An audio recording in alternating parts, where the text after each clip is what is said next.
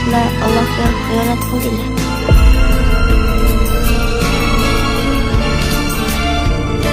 Nega nima qilyapsan bolam?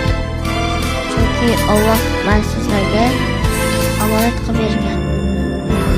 O'zi nimadir men bilolmadim, senga nima ekan tushunolmadim.